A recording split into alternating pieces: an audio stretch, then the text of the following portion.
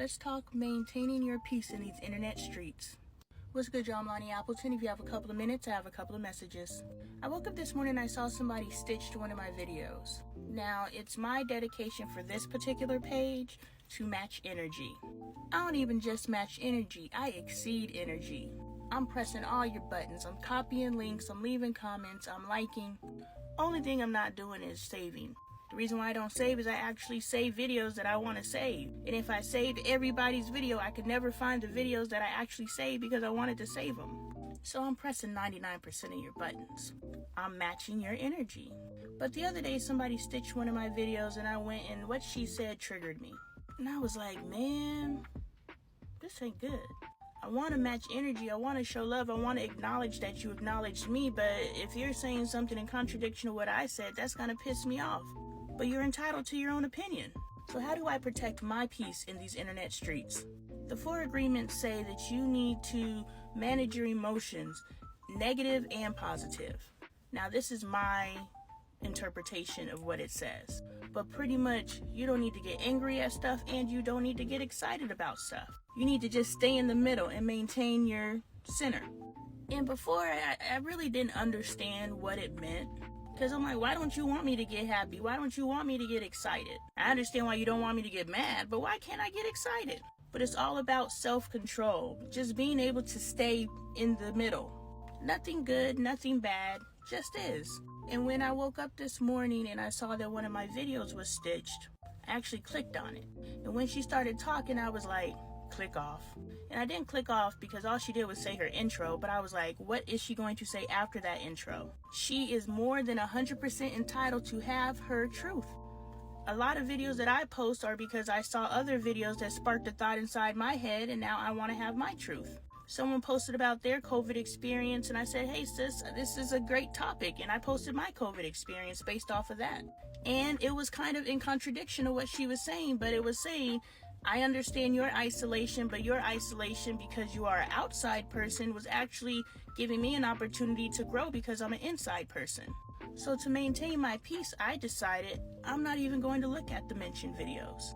Good, bad, I'm not looking. Because I'm not emotionally evolved enough not to feel a sting if somebody contradicts what I have to say. So I just gotta stay away from all of it. So if you know you're not emotionally mature enough to handle a particular situation, stay away from all of it. Maintain your center. Y'all have a great day. Let's talk recognizing patterns and trends in our lives. What's good, y'all? I'm Lonnie Appleton. If you have a couple of minutes, I have a couple of messages. Man, yesterday me and Drake got in an argument. Not even an argument, it was a fight. It's probably our worst one our entire tenure of our relationship. I'm sharing this not to put you all in my business. I'm sharing this because my platform is growth through change, and so this is a part of the process. I don't ever want to come out here and present like everything is peachy keen, because it's not. Now, I don't need to give you the details of the fight, but it went down, y'all. And something that I've noticed is every year before our anniversary, we have a terrible, terrible fight. And nobody picks it, it just happens. And because I know that, I know not to give it that energy that it wants. See, if you notice patterns and trends, and something that I really like about Facebook is it shows you your memories. So it shows you what you were thinking, what you were doing this day 8 years back. And I notice every anniversary post that I post is usually something like, meh. And the reason why my energy is meh is because somewhere near our anniversary, we got into a knockdown, drag-out fight. And there's no physical violence in my relationship, but we go hard. And because I noticed that it happens this time every year, we have the most serious fights of our relationship. Get thee behind me, Satan! So pay attention to the patterns, because you can choose not to give those things energy. I know on this particular day, every year I feel depressed. I know at this particular time, this happened. I know you start understanding and you know, okay, typically I would give this my energy, but I'm not today, because I know this is just the ebb and flow of life. But I did want to address the fight. I think the best thing that I did for us during that back and forth was put my headphones in. Yes, that pissed Dre off, but it stopped me from getting pissed off. It gave Dre the opportunity to voice his frustrations, and he was able to get everything he needed to get off his chest. and I didn't have to hear a single word of it. I'm able to maintain my peace because if I would have heard what he was saying, I would have felt the need to respond. I don't think that I'm emotionally mature enough to hear him say the things that I know he was saying and not feel a burning sensation inside of me to clap back. And I'm not innocent in this because I was saying some dumb stuff too. And that's why I'm making this video. Why did I say the things that I said? Why did I mean the things that I said? Like when I'm feeling all warm and cozy, I'm like, no, I don't mean that. I don't mean that. Yes, the fuck I do. Especially if I revert back to those same things every time we have a serious argument. So it's time that I stop repressing and start addressing. It's definitely time for shadow work. I did shadow work for all the negative things that I had about myself to say.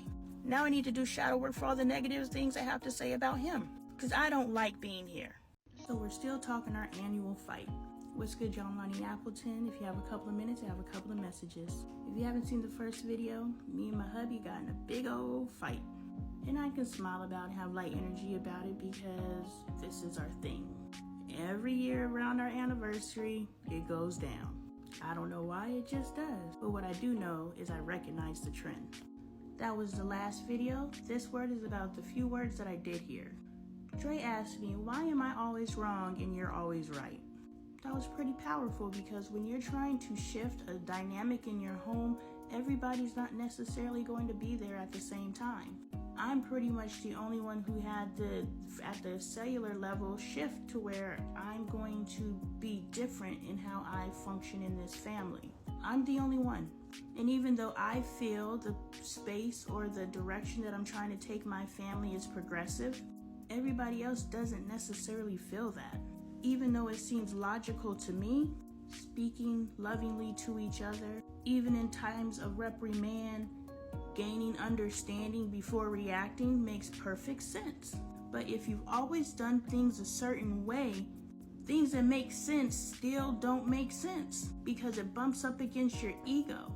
If you've done something a certain way your entire life and now someone's telling you to do it different, even if it makes sense, you're going to resist it because now for you to change is to say that something you've been doing your entire life is wrong, which then makes you wrong.